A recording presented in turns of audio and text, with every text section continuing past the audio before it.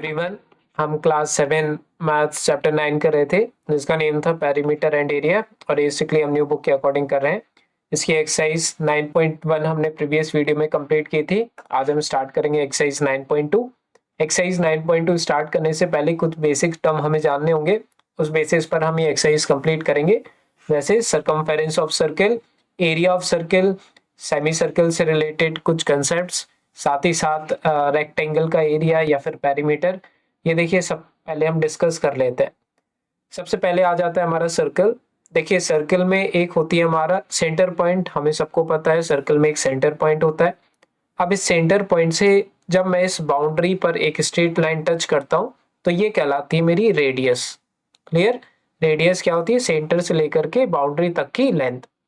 इसी तरीके से अगर मैं एक और सर्कल बना दूं, suppose this is a circle and this is the centre point, तो ये रेडियस है मेरी। और अगर एक और मैं रेडियस इसके बिल्कुल मीन्स साथ में एक और लाइन बना देता हूँ तो ये भी एक रेडियस हो जाएगी। तो ये जब दो रेडियस मिल जाती हैं तो ये मेरा कहने लग जाता है डायमीटर। क्या कहलाता है? डायमीटर। तो ये जो बीच वाली ये जो लेंथ है ये कहलाती है हमारी डायमीटर। क्लियर? तो आई होप आपको रेडियस क्लियर हुआ होगा और डायमीटर क्लियर होगा। अब देखिए, हमें क्या पढ़ना है इसमें।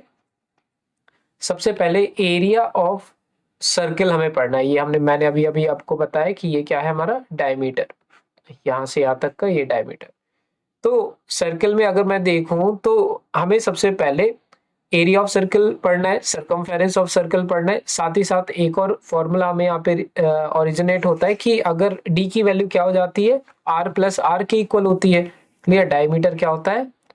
Diameter, D means diameter. ठीक है? डायमीटर क्या होता है?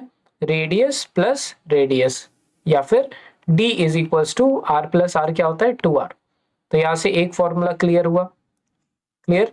जो कि है सर्कल का डायमीटर इज इक्वल्स टू किसके इक्वल होता है? दो रेडियस के इक्वल होता है। सेकंड फॉर्मूला जो आ जाता है वो होता है मेरा एरिया ऑफ सर्कल का। Area of circle. अब सर्कल का एरिया का मतलब क्या होता है? जैसे ये सर्कल है, उसकी ये रेडियस है, तो उसका एरिया मतलब अंदर वाला पूरा पार्ट। क्लियर? इसका एरिया, ये अंदर वाला पार्ट क्या कहलाता है? एरिया। तो ये होता है बच्चों pi are square. Clear? Pi are square. अब यहाँ पे पाई क्या है? What do you mean by pi? तो पाई की हमेशा एक फिक्स वैल्यू रहती है। पाई जो रहता है वो हमेशा, देखिए, पाई की वैल्यू 22/7 होती है। क्लियर? या फिर अगर मैं इसको डिवाइड करूं तो इसकी वैल्यू और क्या करके लिख सकते हैं? 3.14। क्लियर? तो या तो पाई की वैल्यू आप 22/7 लिख दीजिए, या तो पाई की वैल्यू 3.14। ये हमेशा फिक्स रहती है। क्लियर? और आर स्क्वायर मतलब जो भी रेडियस होगी उसको दो बार मल्टीप्लाई कर देंगे तो आर स्क्वायर आ जाता है हमारा। अभी हम करेंगे क्वेश्चन, आपको और अच्छे से क्लियर होगा। थर्ड जो हमारा फॉर्मूला आ जाता है वो आ जाता है सरकमफेरेंस ऑफ सर्कल। क्या बताया मैंने? Circumference, circumference of circle. ठीक है? इसमें भी काफी बच्चों को डाउट हो सकता है, ये एफ लिखा हुआ है, सरकमफेरेंस ऑफ सर्कल। अब सरकमफेरेंस ऑफ सर्कल होता क्या है, सबसे पहले ये जानिए। जैसे ये मैंने एक सर्कल बनाया, ये परफेक्ट सर्कल नहीं है लेकिन ऐसे नॉर्मल में बना रहा हूं।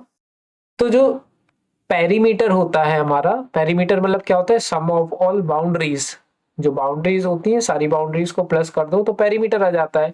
तो इसी तरीके से पेरीमीटर ऑफ सर्कल क्या कहलाने लग जाता है? सरकमफेरेंस। मतलब सर्कल की जो चारों सारी बाउंड्रीज होती हैं, अगर मैं सर्कल की बाउंड्रीज को ऐड कर दूं तो वो उसका क्या बन जाता है? पेरीमीटर बन जाता है। क्लियर? तो बस इतना आपको समझना है। ये क्या होता है? हमारा perimeter of circle. Perimeter of circle को हम क्या बोलते हैं? Circumference of circle. इसकी वैल्यू क्या होती है? 2πr। क्लियर? पाई हमको पता ही है, 22/7 या फिर 3.14, और आर की वैल्यू जो भी क्वेश्चन में गिवन होगी। क्लियर है? तो ये तीसरा फॉर्मूला हो गया। फिर आ जाता है हमारा फोर्थ फॉर्मूला। फोर्थ फॉर्मूला होता है हमारा सेमी सर्कल का। क्या चीज बताई मैंने? Semi circle. सेमी सर्कल मतलब आधा सर्कल। क्लियर? आधा सर्कल मतलब ये ऐसा आधा सर्कल। क्लियर? पूरे सर्कल को आधा कर दो तो इसका जो एरिया होता है, ये वाला area, area of semi circle, इसको बेसिकली हम क्या बोलते हैं? Semi circle. Clear? Half circle. तो एरिया ऑफ सेमी सर्कल क्या हो जाएगा बताइए? एरिया ऑफ सेमी सर्कल क्या होता है, पूरे सर्कल का एरिया होता है पाई आर स्क्वायर, तो आधे सर्कल का क्या हो जाएगा, उसको अपॉन 2 कर देंगे, तो 1 by pi are square upon 2। Clear है।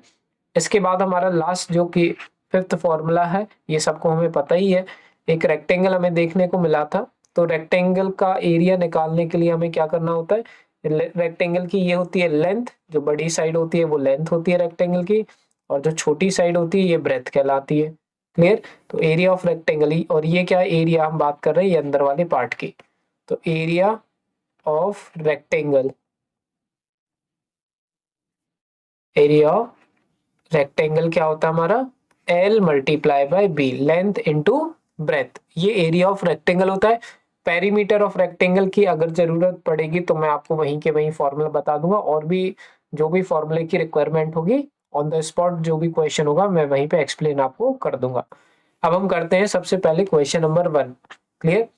इसमें लिखा हुआ है find the circumference of the circle with the following radius. कह रहे हैं कि सर्कमफेरेंस निकालो सर्कल की जिसकी रेडियस गिवन है, ये 14 ए पार्ट में रेडियस है, बी पार्ट में 28 और सी पार्ट में 21 है। ठीक है, तो रेडियस की वैल्यू हमारे पास मतलब 3 रेडियस दी हुई है और तीनों की सर्कमफेरेंस निकालनी है। इसके बाद ये कह रहे हैं पाई की वैल्यू 22/7 ले लो।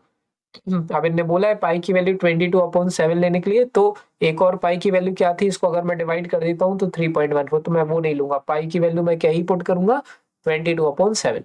सबसे पहले मैं करूंगा कौन सा पार्ट, ए पार्ट। क्लियर। ए पार्ट में आर की जो वैल्यू है वो है 14 सेंटीमीटर, क्वेश्चन में इन्होंने बोला है कि आर की वैल्यू 14 सेंटीमीटर है।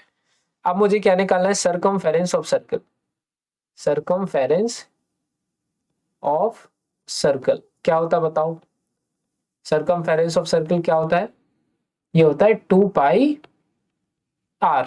क्लियर। तो 2 की जगह मैंने 2 ही लिख दिया, पाई की जगह इन्होंने बोल दिया मुझसे कि 22/7, ये तो क्वेश्चन में ही है, और आर की वैल्यू इन्होंने ऑलरेडी दे करके रखी है जो कि है 14। अब इसको सॉल्व करेंगे। अब एक तो तरीका ये है कि आप ये ऊपर वाली वैल्यू को सबको मल्टीप्लाई कर दो, जो आंसर है उसको 7 से डिवाइड कर दो, लेकिन बेटर ये तरीका नहीं है। आप क्या कर सकते हैं, देखिए मल्टीप्लाई में है सारी वैल्यूज, तो ऊपर वाली वैल्यू और नीचे वाली वैल्यू कैंसिल आउट हो सकती है। तो मैं साफ साफ देख रहा हूँ ये 7 और ये 14 दोनों के दोनों 7 की टेबल में आते हैं, और 14 ऊपर है 7 नीचे, तो ये कट भी सकते हैं। तो 7 1 जा 7 और 7 2 जा 14, इसको मैंने इस तरीके से कैंसिल आउट कर दिया। तो अल्टीमेटली मेरे पास क्या बचा, 2 इंटू 22 बचा। क्लियर है। अब इसको सॉल्व करेंगे, तो 2 इंटू 22, 2 को 22 से मल्टीप्लाई करोगे तो 44 आ जाएगा, और 44 को 2 से मल्टीप्लाई करोगे तो 88 आ जाएगा। क्लियर। तो 2 इंटू 22 44, 44 इंटू 2 88। तो ये भी आपको इतने डायरेक्टली करते बनना चाहिए। यूनिट की बात करें तो क्योंकि हम सरकमफेरेंस निकाल रहे हैं, इसका मतलब लेंथ है। क्लियर। सरकमफेरेंस ऑफ सर्कल, अगर आप डायग्राम भी बनाना चाहो तो इस तरीके का एक सही सर्कल बना सकते हैं और रेडियस बता सकते हैं 14 सेंटीमीटर। ठीक है, और ये सेंटीमीटर में आता है। क्लियर। सरकमफेरेंस ऑफ सर्कल हमेशा सेंटीमीटर में रहता है। तो ये बच्चों ए पार्ट हो गया। अब हम आ जाते हैं बी वाले पार्ट पर। बी वाले पार्ट में रेडियस की वैल्यू दी हुई है 28 मिलीमीटर। बी वाले पार्ट में जो रेडियस दी हुई है वो कितनी दी हुई है, 28 मिलीमीटर। ठीक है, चलो इसकी हम सरकमफेरेंस निकालते हैं। सरकमफेरेंस ऑफ सर्कल क्या होती है, फिर से लिखना पड़ेगा हमें, फॉर्मूला तो हर पार्ट में लिखना है। ठीक है, ये होता है हमारा 2 पाई आर, 2 की जगह 2 लिखा, पाई की जगह 22/7 लिख दिया, और आर की जगह मैं क्या लिख सकता हूँ, 28। ये गिवन है ऑलरेडी क्वेश्चन हमारे मतलब क्वेश्चन में। तो अगेन वही कंसेप्ट अप्लाई करो, 7 और 28 दोनों कट जाएंगे क्योंकि दोनों के दोनों 7 की टेबल में आते हैं। क्लियर। तो इनको हमें कैंसिल कर देना है, तो 7 1 जा 7 और 7 4 जा 28। तो हमारे पास अल्टीमेटली क्या बच रहा है, 2 बच रहा है ऊपर, फिर 22 बच रहा है ऊपर, फिर 4 बच रहा है, नीचे 1 बच रहा है। इसका कोई मतलब होता नहीं है, लिखने की जरूरत नहीं है। इसको मल्टीप्लाई करिए आप, 2 को 22 से मल्टीप्लाई करेंगे तो 44 आएगा, और 44 को 4 से मल्टीप्लाई कर दो। मैं साइड में करके देख लेता हूँ, 44 को 4 से मल्टीप्लाई, 4 4 जा 16, 4 4 जा 16 प्लस 1 17, तो 176 आ रहा जब मैं इन तीनों वैल्यू को मल्टीप्लाई किया। तो 176, ये जो यूनिट दी हुई है ये दी हुई है मुझे मिलीमीटर में क्वेश्चन में, तो यूनिट यहाँ पे मैं क्या करूंगा mm में ही लिखूंगा, मिलीमीटर। क्लियर है? कोई भी डाउट रहे तो कमेंट सेक्शन में आप पूछ सकते हैं। अब बच्चों हम करते हैं सी वाला पार्ट। सी वाले पार्ट में जो रेडियस है वो है 21 सेंटीमीटर। सी वाले पार्ट में रेडियस जो है वो 21 सेंटीमीटर है या मिलीमीटर, सेंटीमीटर है, तो मैं सेंटीमीटर में ही लिखूंगा। चलो फिर से लगाओ, सरकमफेरेंस, सरकमफेरेंस ऑफ सर्कल, ठीक है, क्या होता है 2 पाई r। 2 की जगह 2, पाई की जगह 22/7, r की जगह 21, क्योंकि रेडियस की वैल्यू कितनी है 21 है। अब हम क्या करेंगे, फिर से काटेंगे, तो ये 7 और ये 21 दोनों 7 की टेबल में आते हैं, तो काट दो। 7 बंदे 7, 7 3 जा 21। इसके बाद 2 इंटू 22 इंटू 3 बचेगा ऊपर और नीचे 1, तो नीचे 1 लिखने की कोई जरूरत है नहीं, कोई मतलब नहीं उसका। अब 2 इंटू 22 44, 44 इंटू 3 करना पड़ेगा मुझे, ठीक है। 44 को मैं 3 से मल्टीप्लाई करके देखता हूँ क्या आता है। 3 4 जा 12, 3 4 जा 12 प्लस 1 13, तो 132 आ रहा है। तो अल्टीमेटली 132 सेंटीमीटर मेरा आंसर हो जाएगा सी वाली पार्ट का। तो बच्चों हमारे तीनों पार्ट हो चुके हैं कंप्लीट। इसके बाद देखेंगे क्वेश्चन नंबर 2 नेक्स्ट वीडियो में। कोई भी डाउट हो तो कमेंट सेक्शन में आप पूछ सकते हैं। क्लियर? किसी भी टॉपिक में, किसी भी सब्जेक्ट में। बाकी सारी वीडियोस की लिंक डिस्क्रिप्शन में देखने को मिल जाती हैं। मिलते हैं बच्चों नेक्स्ट वीडियो में।